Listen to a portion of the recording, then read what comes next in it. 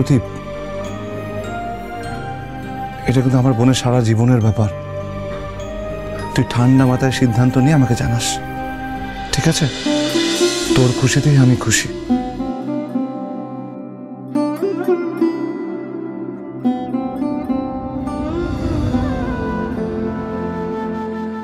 তোমার কাছাকাছি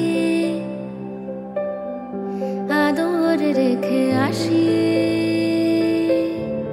হাওয়ায় হারানো পুরনো যা কিছু একাই মনে রাখি। তোমার কাছাকাছি নালিশ রেখে আসি, কি বেহায়া মন কুড়িয়েছে কখন যা বলা ছিল বাকি। শ্রুতি, আমাদের আদরে আকাশে উড়ে যাব দুই শালিক মেঘেদের গা ঘেঁষে। তুতে আপনি একদম ঠিক বলেছিলেন। এই দুর্গাপূজা আমাদের সব বিপদ থেকে বাঁচাতে পারবে। আপনার কথা আবার ঠিক হলো। দেখুন, এই দুর্গাপূজা হয়েছে বলেই কিন্তু ইনভেস্টাররা আবার আমাদের উপর কনফিডেন্স পেয়েছে।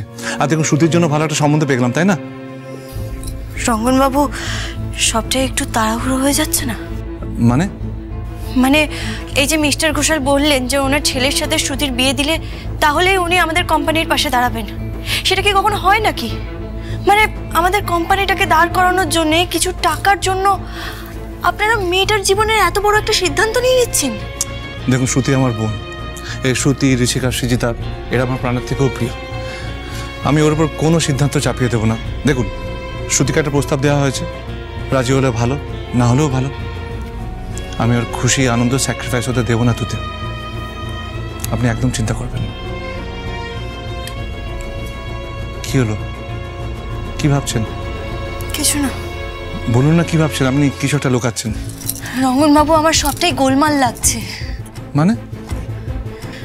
মানে আজকে যেই লোকটা বাদামিকে তুলে নিয়ে যাচ্ছিল, আমার মনে হয়েছে যে ওই লোকটা অভিষেক বাবু। দাদা ভাই? হ্যাঁ।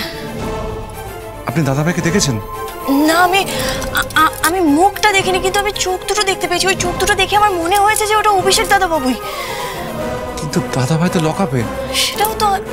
সেটা আমিও ভাবছি। তুতে, আমি এই কথাটা আপনাকে কি করে বলবো আমি বুঝতে পারছি না, কিন্তু আজ বলছি। আমি দাদাভাইকে আর বিশ্বাস করি না। দাদাভাই চাইলে সব কিছু করতে পারে। আচ্ছা রঙ্গনবাবু, অভিষেক দাদাবাবু ছাড়া পেয়ে যায়নি তো? আপনি একটা কাজ করুন না, আপনি একবার থানায় ফোন করে দেখুন। ওয়েট, আমি ফোন করে দেখছি। হ্যালো, আমি রঙ্গন লাহিড়ী বলছি। হ্যাঁ, কি বলছেন? ছাড়া পেয়ে গেছে? ওকে, থ্যাংক ইউ সো মাচ। তুতে আপনি ঠিক, দাদাভাই ছাড়া পেয়ে গেছে। কিন্তু দাদাভাইকে কে ছাড়ালো? সেটাই তো আমি ভাবছি। দাদার এগেন্স্টে যা কেস আছে, বেল পাওয়া ইম্পসিবল। কোনো পাওয়ারফুল লোক ছাড়া এই কাজটা করতেই পারবে না। আমি ভাবছি এর পাওয়ারফুল লোকটা কে। আচ্ছা রঙ্গনবাবু, হঠাৎ করে আমার একটা কথা মনে পড়লো। কালকে আমি দিদিভাইকে অভিষেক দাদাবাবুর নাম নিয়ে কিছু একটা বলতে শুনেছি। আচ্ছা রঙ্গনবাবু, দিদিভাই কি সবটা জানে? দাদাভাই কি কিছুদিনের জন্য ছাড়া পেয়েছে, নাকি একেবারে ছাড়া পেয়ে গেল? রঙ্গনবাবু, আমাদেরকে জানতেই হবে অভিষেক দাদাবাবু কোথায় আছে। আচ্ছা, আপনি তো বলেন আমরা একবার দেখলে সবকিছু মনে থাকে। আপনি এমন কিছু দেখেছেন যেটা করে আমরা দাদাভাইয়ের কাছে পৌঁছাতে পারি? যেটার সাহায্যে দাদাভাইয়ের কাছে পৌঁছাতে পারি? ওই গাড়ির নাম্বারটা আমার। আচ্ছা, এক মিনিট দাঁড়ান।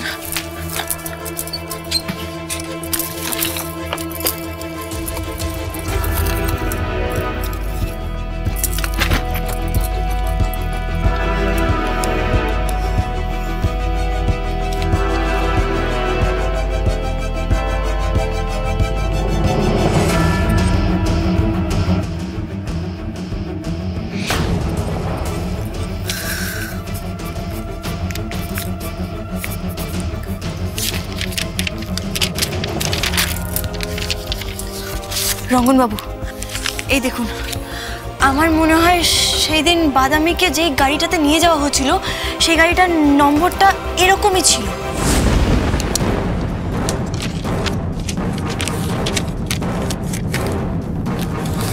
গুড, খুব ভালো।